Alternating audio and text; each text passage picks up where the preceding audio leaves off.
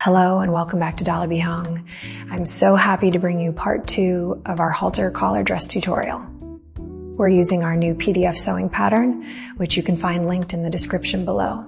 If you haven't seen part 1 yet, make sure to check that out first. We left off after finishing the front body. So now let's dive into the back assembly and finish this beautiful dress. Sew the center back and side back pieces together, matching the waist notches for the main fabric. Stitch the center back seam from the marked point down to the hem. Do not sew this section on the lining.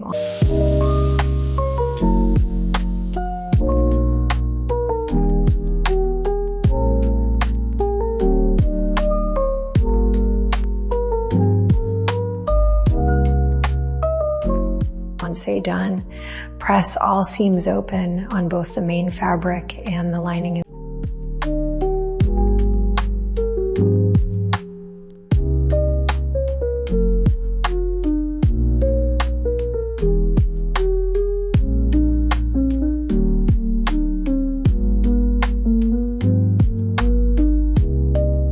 Now let's insert the invisible zipper.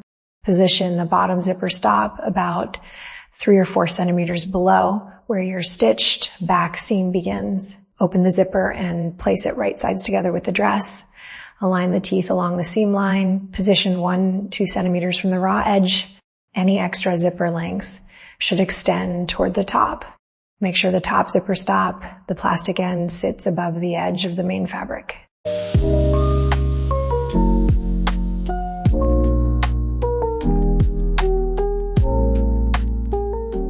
Switch to an invisible zipper foot and adjust your needle slightly outward to get as close to the teeth as possible.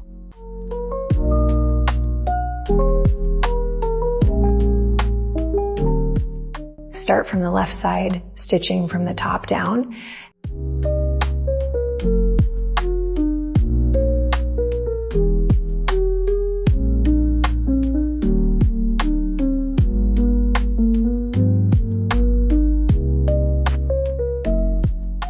And stop about 8 millimeters below your mark. Don't forget to backstitch. Repeat for the other side, this time stitching from the bottom up.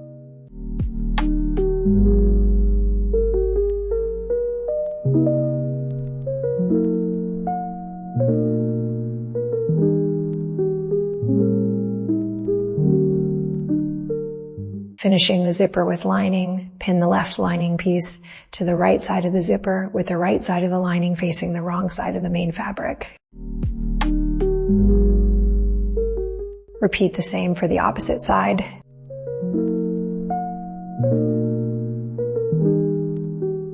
Stitch about 2 or 3 millimeters away from the zipper teeth. Do not sew too close to the zipper teeth, as this may cause the lining to get caught when opening and closing the zipper. Stop at the same point where you ended the zipper on the main fabric. Repeat for the other side, sewing from bottom to top.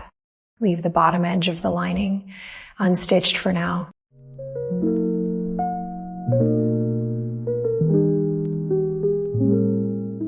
Now let's finish those bottom lining edges. Align the lining edges lengthwise with right sides together and use your regular zipper foot to get close to the top. Start stitching next to the zipper, backstitch at the beginning, and sew all the way down to the lining hem.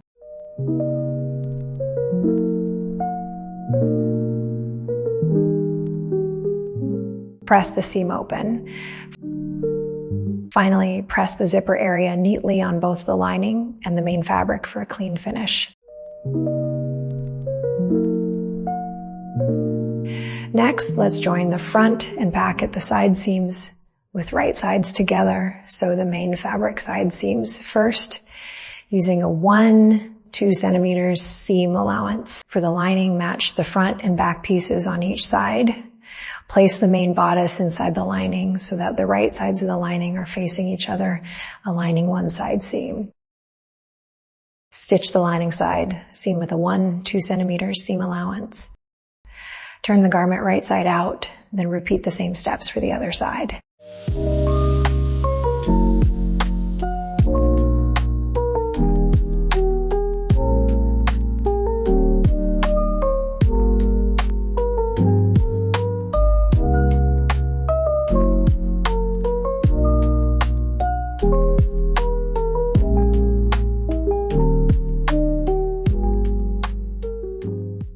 clip the seam allowance at the curved waist areas. Then press all side seams open.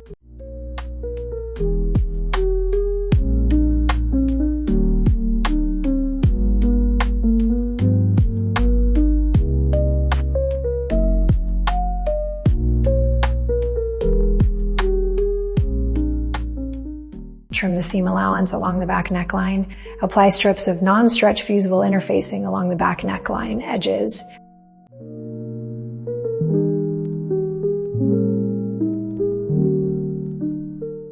Clip along curved areas if needed to help the neckline press smoothly.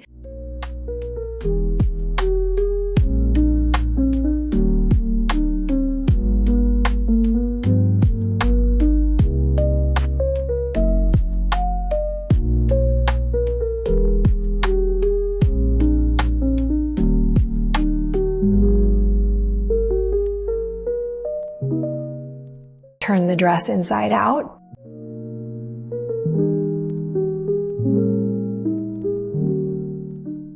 Starting at the center back seam, align the lining hem and main fabric.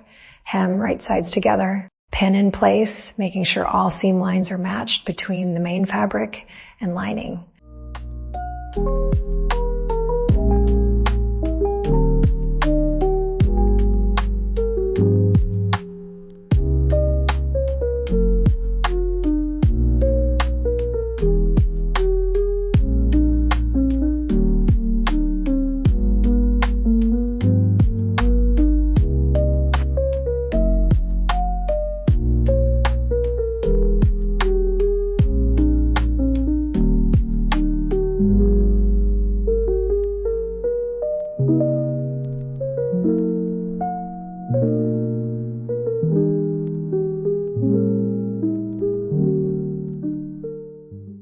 With the lining on top, stitch around the hem with a 1 centimeter seam allowance.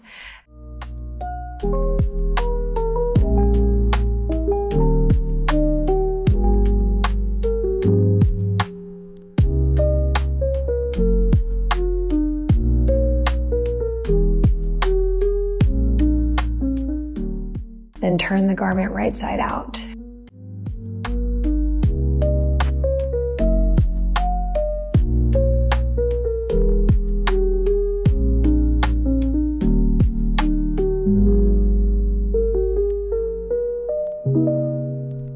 You're almost done. Now let's finish the back neckline.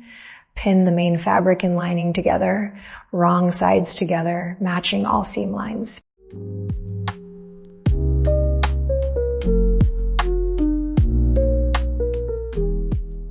Baste the 2 layers together, stitching about 5 millimeters from the edge to secure them for the final binding step.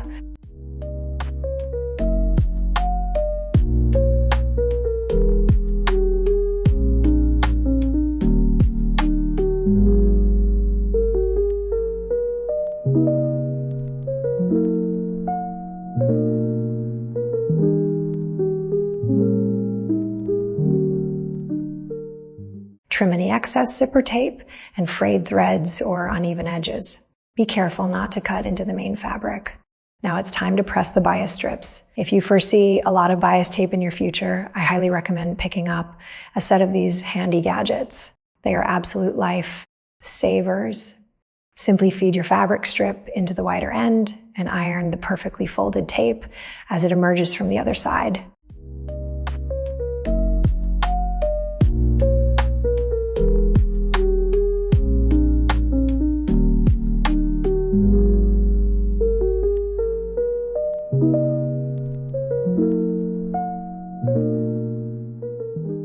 Finally, your single fold bias tape needs to be folded in half and pressed to make double.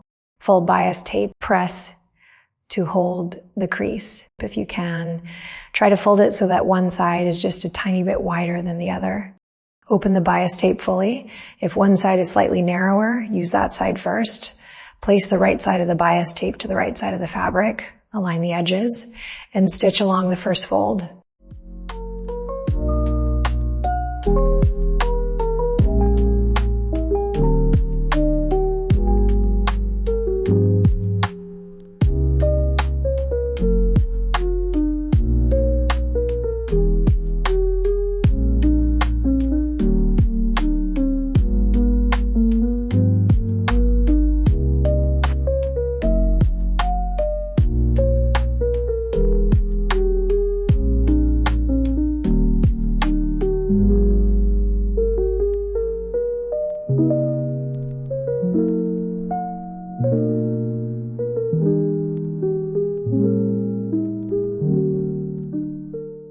Fold the bias tape in half with right sides together at both ends. Stitch across the short ends, right in line with the edge of your garment. Trim off any excess tape and clip the corners. Now flip the ends right side out. You'll see that your starting and finishing points are now perfectly clean and enclosed. Fold the bias tape to the inside, hand stitch from the wrong side, carefully catching the folded edge of the bias tape to the lining with invisible stitches. Continue this process along the entire edge. Alternatively, you can machine stitch from the right side, ensuring you catch the binding underneath.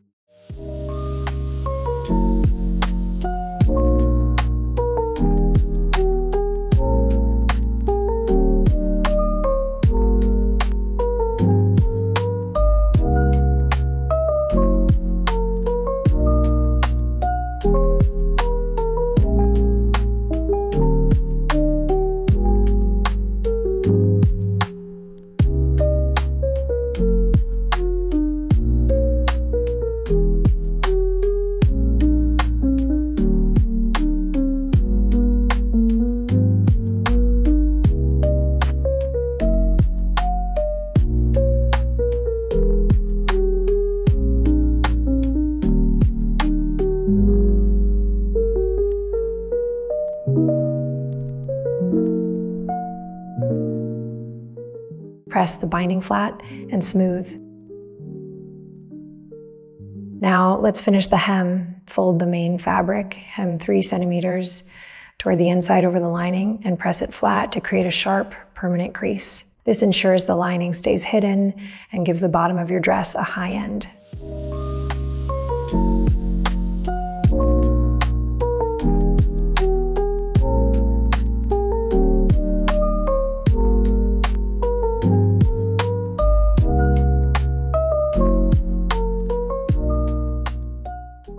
And we are done. Our halter collar dress is complete. Thank you so much for watching. I hope this inspires you to sew this beautiful piece yourself. You can download the PDF pattern at the link in the description. Happy sewing, and I'll see you in the next project.